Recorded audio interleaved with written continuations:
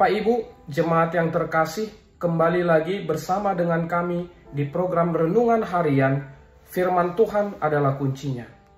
Sebelum kita memulai segala aktivitas kita, marilah kita terlebih dahulu untuk mendengarkan firman Tuhan yang tertulis di Yohanes 6 ayat 68. Jawab Simon Petrus kepadanya, "Tuhan, kepada siapakah kami akan pergi?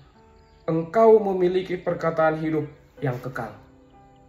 Bapak, Ibu, Saudara-saudari, firman ini didahului oleh mukjizat yang dikerjakan oleh Yesus Kristus. Didahului oleh peristiwa ajaib yang dilakukan oleh Yesus, yaitu Dia memberikan makan 5.000 orang. Lalu setelah itu, Yesus juga melakukan mukjizat. Yesus berjalan di atas air. Peristiwa ajaib dan mukjizat itu membuat banyak orang tertarik mengikut Yesus Kristus. Banyak orang berbondong-bondong mengikut Yesus Kristus. Tetapi di tengah banyaknya orang yang mengikut Yesus Kristus itu, di ayat 26 disampaikan kepada kita bahwa Yesus menegur mereka, menyampaikan karakter mereka. Yesus mengatakan, "Kalian mengikut aku bukan karena kalian sudah melihat tanda tentang kerajaan Allah, tapi karena kebutuhan fisik kalian sudah terpenuhi. Kalian sudah kenyang makan roti." Yesus berharap ketika orang-orang mengikut Dia, orang mengikut Yesus bukan hanya sekadar motivasi fisiknya terpenuhi saja, melainkan karena setiap orang sungguh mengenal Yesus Kristus dan mengikuti cara Yesus hidup. Yesus menyampaikan bahwa Dialah roti hidup yang asalnya dari surga. Dan ketika orang memakan atau dianalogikan memakan Yesus Kristus sebagai roti hidup, berarti cara hidup Yesus menyatu dengan cara hidup seseorang tersebut. Perkataan Yesus itu ternyata cukup keras bagi kebanyakan orang, sehingga banyak orang yang meninggalkan Dia.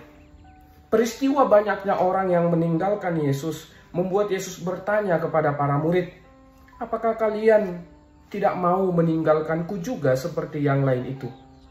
Lalu Petrus menjawab perkataan Yesus, dan itulah renungan kita hari ini. Yesus atau Simon Petrus menjawab kepada Yesus, "Tuhan, kepada siapakah kami akan pergi? Engkau memiliki perkataan hidup yang kekal." Di sini terlihat bahwa Petrus sudah mengenal Yesus, dan Petrus bersedia mengikut cara Yesus hidup. Saudara-saudari, ibu bapak yang terkasih di dalam nama Tuhan Yesus Kristus, kita juga diajak untuk setia mengikut Yesus Kristus. Mengikut Yesus tidak selalu mengenakkan. Akan ada banyak yang kita tinggalkan karena mengikut Yesus Kristus. Salah satu yang perlu kita tinggalkan adalah egoisme diri kita sendiri. Akunya diri kita. Dalam mengikut Yesus, motivasinya bukan lagi tentang apa untungnya untukku. Aku kenyang atau tidak kalau kuikuti Yesus Kristus. Seberapa banyak dapatku ketika aku mengikuti Yesus Kristus.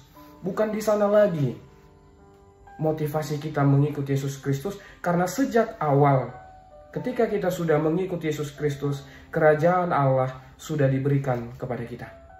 Mengikuti Yesus Kristus sudah berbicara tentang memuliakan Allah di tengah-tengah kehidupan. Karena itu, Bapak, Ibu, Saudara-saudari, dalam mengikut Yesus Kristus seperti yang dikerjakan oleh Simon Petrus dengan kesetiaannya, mungkin membuat kita harus banyak mengalah di tengah kehidupan.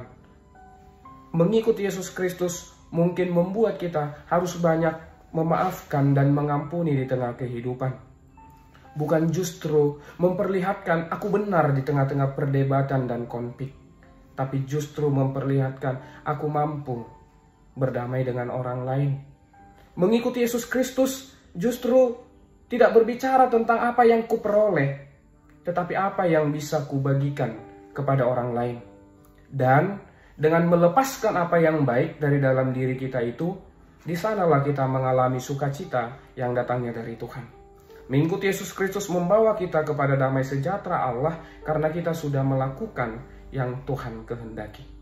Kiranya Tuhan menolong kita, Tuhan menganugerahi kita hikmat kedamaian, dan kemampuan mengikuti Yesus Kristus di tengah perjalanan hidup kita. Amin.